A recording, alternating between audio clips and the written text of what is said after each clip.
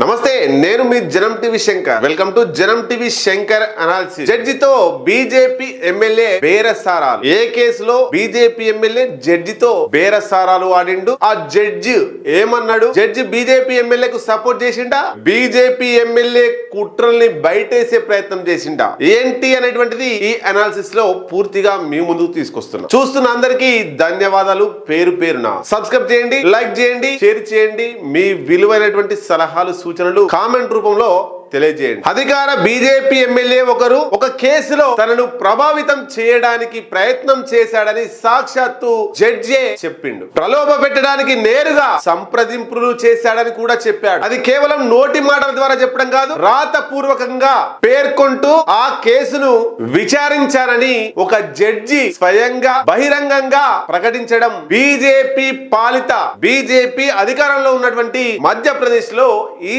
సంఘటన జరిగింది. ఇది సంఘటన జరగడమే కాదు, సంచలనం క్రియేట్ చేసింది. గనుల కంపెనీ యజమాని BJP MLA Sanjay Pathak case విషయమై తనతో చర్చించడానికి ప్రయత్నించాడని హైకోర్టు న్యాయమూర్తి జస్టిస్ విశాల్ మిశ్రా ఈ నెల 1న జారీ చేసిన ఉత్తర్వులలో పేర్కొని ఆ పిటిషన్ ను విచారించడానికి తిరస్కరించిండు. జడ్జి నిర్ణయం కోర్టు హాలులో బాంబులా పేలి న్యాయవర్గాల్లో సంచలనం క్రియేట్ చేసింది. అధికార బీజేపీ ఎమ్మెల్యే తనను నేరుగా కలిసి కేసు విషయమై ప్రభావితం చేయడానికి ప్రయత్నించాడని సిట్టింగ్ జడ్జి ప్రకటించడం ఇదే తొలిసారి. ఈ కేసును చూస్తే మైనింగ్ మాఫియా ఎంత శక్తివంతంగా ప్రయత్నం చేస్తుందో, ఎంత శక్తివంతంగా ప్రభావితం చేస్తుందో మనం ఈ అంశాన్ని బట్టి చూడొచ్చు. ఈ కేసు వివరాలకు వెళ్తే మధ్యప్రదేశ్ లో బీజేపీ పార్టీకి సంబంధించినటువంటి ఎమ్మెల్యే పాఠక్ ఆయన కుటుంబ సభ్యులకు చెందినటువంటి మైనింగ్ కంపెనీలు పలు అక్రమాలకు పాల్పడుతున్నాయని, దీనిపై ఎన్నిసార్లు ఫిర్యాదు చేసినా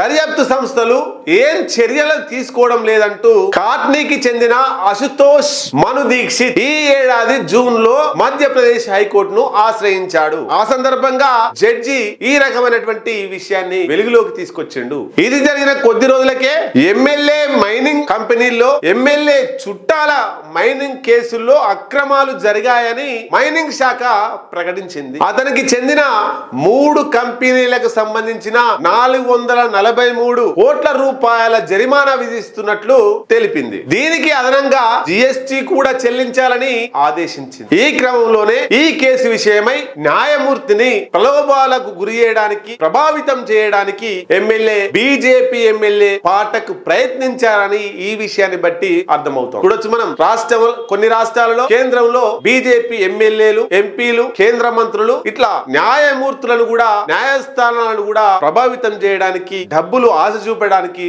చూస్తున్నారు. వాళ్ళ ఆస్తులు పెరుగుతున్నాయి. ఆ పెరిగిన ఆస్తులతోటి న్యాయమూర్తిని, న్యాయశాఖను న్యాయస్థానాలలో చొచ్చుకొచ్చి ఇట్లాంటి సంఘటనలకు తావిస్తున్నారు. ఏదేమైనా ఆ జడ్జి న్యాయంగా ఉన్నాడు కాబట్టి ఈ విషయం వెలుగులోకి వచ్చింది. ఆ జడ్జే ఒకవేళ అక్రమంగా సంపాదించాలని లేదా బీజేపీతో కుమ్మక్కు కావాలని, రిటైర్మెంట్ అయిన తర్వాత ఏదైనా పోస్ట్ కావాలంటే పరిస్థితి ఏంటి? ఆ బీజేపీ ఎమ్మెల్యేకు 443 కోట్ల జరిమానా విధించేవారా? ఈ విషయం వెలుగులోకి వచ్చేదా? ఇప్పుడు బీజేపీ నేతలు చెప్పాలి, బీజేపీ మధ్యప్రదేశ్ అలాగే కేంద్రంలో ఉన్నటువంటి బీజేపీ పెద్దలు చెప్పాలి. అదే కాంగ్రెస్ పార్టీకో, కమ్యూనిస్ట్ పార్టీకో, స్టాలిన్ పార్టీకో, మమతా బెనర్జీ పార్టీకో లేదా ఇంకా రేవంత్ రెడ్డి ఇంకా వేరే వాళ్ళు ఇట్లాంటి ఘటనలకు వాళ్ళ సంబంధించినటువంటి ఎమ్మెల్యేలు చేస్తే బీజేపీ దేశవ్యాప్తంగా పెద్ద ఎత్తున అల్చల్ చేసేది. బీజేపీ ఎమ్మెల్యే కాబట్టి బీజేపీ నేతలు ఎవరు మాట్లాడడం లేదు. అంటే బీజేపీకి ఒక సిద్ధాంతం, వేరే పార్టీలకు ఒక సిద్ధాంతం అవలంబిస్తుంది బీజేపీ పార్టీ. ఏదేమైనా